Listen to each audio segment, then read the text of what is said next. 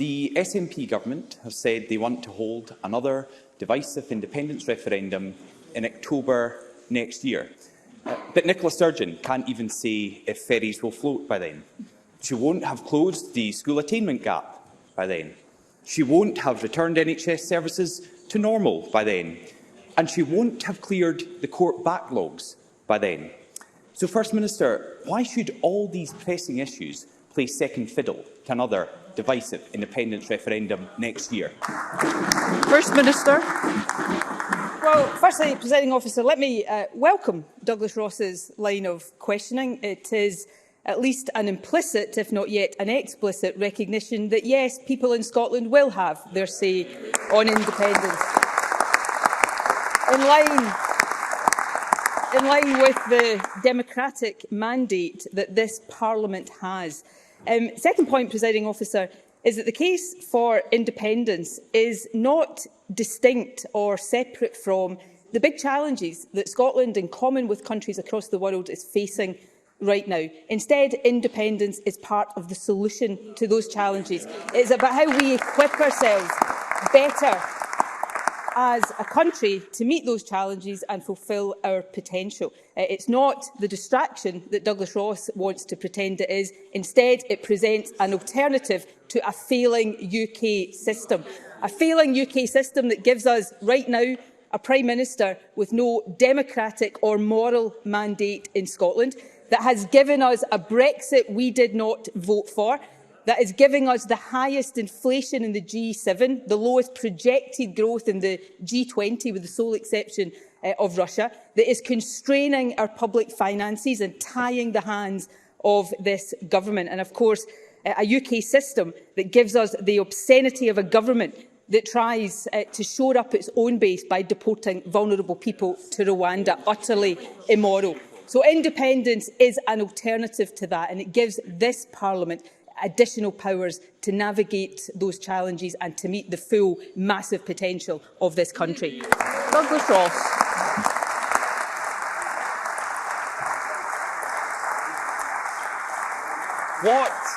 What a depressing answer from the First Minister. Never once responding to the points about education, about our NHS, about the justice system. We will hear Mr Ross. Thank you. Never once responding to these issues that are pressing for people across Scotland right now, which will be playing second fiddle to an independence referendum, because we know that the First Minister cannot focus on improving our country when she is trying to divide it all over again. And we can see right now what happens when this SNP government is distracted. The census was a shambles, because the Constitution Secretary, looking up to the sky, maybe for some divine inspiration, was too busy updating the UK bad bar charts to actually count the number of people in Scotland. That's what happens when time and resources are thrown squarely behind things that really should matter. Mistakes are made, and the people of Scotland are the ones who suffer. Let's look at Scotland's NHS. Waiting lists are continually hitting record highs across our health service, from A&E to cancer diagnosis. Patients are waiting years for essential treatment. First Minister, why doesn't Scotland's NHS deserve your full focus right now? First Minister.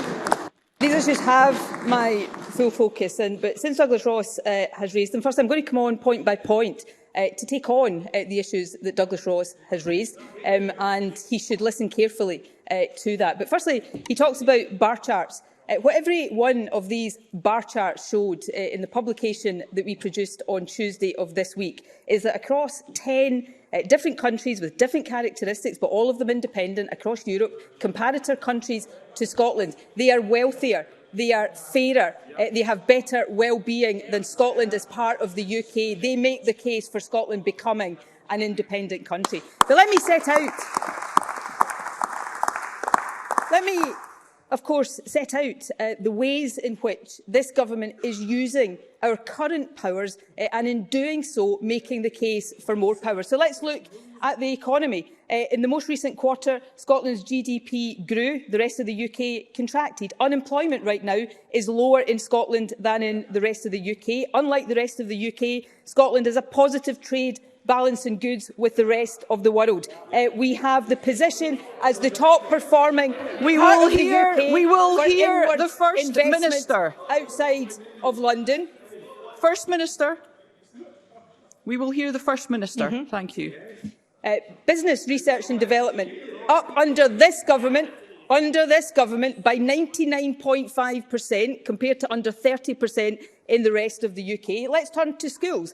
According to the OECD, Scotland has the highest proportion of 25 to 65-year-olds in the UK with post-secondary education. Of all UK nations, we have the highest number of teachers. We have the highest number of schools per 100,000 pupils.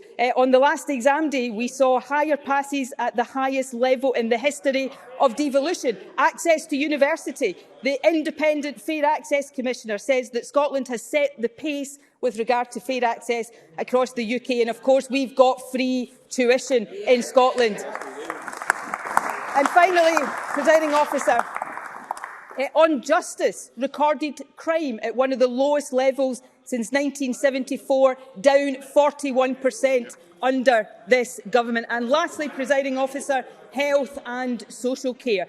We have record staff numbers, higher staff numbers than other parts of the UK, and we have the best paid staff anywhere in the UK. If that's what we can do with the powers of devolution, imagine how much better we can do with the powers of independence. Douglas Ross.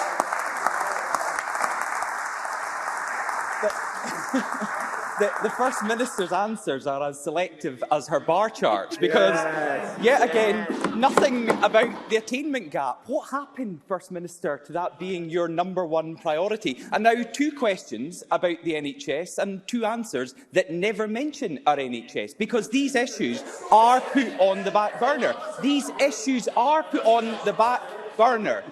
These issues for the SNP and the SNP government are put on the back burner when they have set a date for an illegal referendum in just 16 months' time. Nicola Sturgeon is distracted all over again, and we know what happens next. Every time the SNP campaign for another referendum, Scotland's drug deaths spiral. The First Minister has admitted it herself. Members. The First Minister has admitted it herself. She took her eye off the ball and people lost their lives. And the latest figures show Nicola Sturgeon's drug death scandal remains the worst in Europe. We've brought forward a solution that we could implement straight away. Our Right to Recovery Bill now has cross-party support. Nicola Sturgeon's government could throw its weight behind it, and we could pass that bill now, this year. So, First Minister, why should a referendum bill be passed before you sort out Scotland's drug death scandal? First Minister. Firstly, on drugs death, I have said, and people listening to these sessions of First Minister's questions will have heard me say this, we will look very sympathetically at Douglas Ross's bill when Douglas Ross publishes that bill. We can't do that until the bill is published. So I hope we can find consensus and agreement. There have been some concerns raised about what might be in the bill by experts. There are other experts who have voiced real support for it. So that willingness to work together is there. Of course, we're investing £250 million over this Parliament to tackle drug deaths, and while there is no room for complacency, we've seen in recent statistics a reduction in the number of drugs deaths, suspected drugs deaths over the months to March 2021.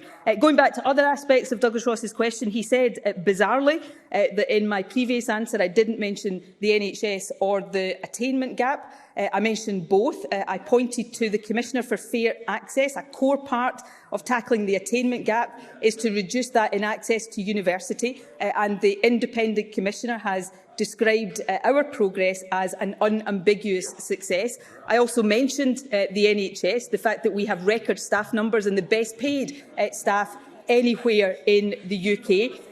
Lastly, Douglas Ross should really stop. There is a real desperation at the heart of Douglas Ross's approach to independence. It's very telling It's very telling, isn't it, that he is so terrified of the substantive debate on independence, so terrified of the verdict of the Scottish people on independence, that he's reduced to somehow trying to pretend that democracy in Scotland is illegal. It is not a question of whether this government respects the rule of law. We do and always will. The question is Douglas Ross a Democrat? And I think the glaring answer to that is no. Douglas Ross.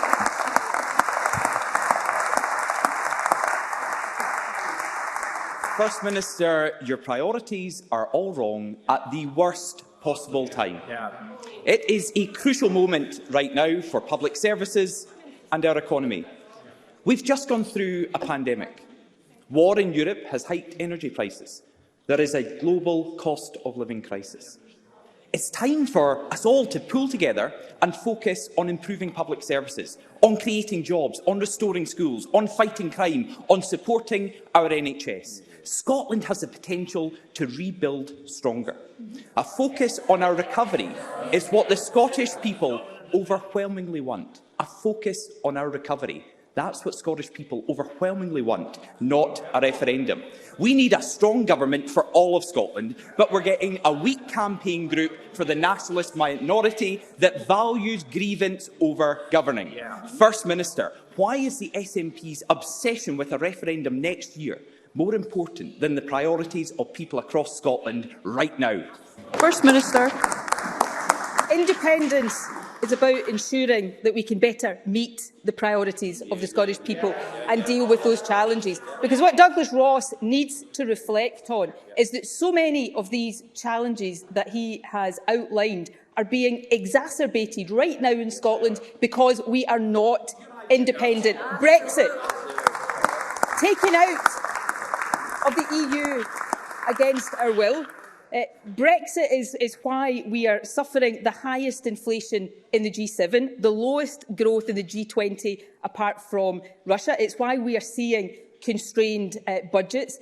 That's Brexit, and that happened to Scotland because we are not independent and people across the country are paying the price of it right now. Independence is the solution. And lastly, Presiding Officer, because we are not independent, we currently have a Prime Minister that even Douglas Ross, well, this is the case today, it might not be tomorrow, doesn't think is fit for office. The Prime Minister that the ethics advisor, the second ethics advisor to Boris Johnson, who has resigned, has said this morning that the Prime Minister has placed him in an impossible and odious position. Douglas Ross seems to agree with Christopher Geidt that Boris Johnson is putting him in an odious position. The difference between Douglas Ross and Christopher Geidt is that Christopher Geidt has the decency and honour to resign. Question number 2.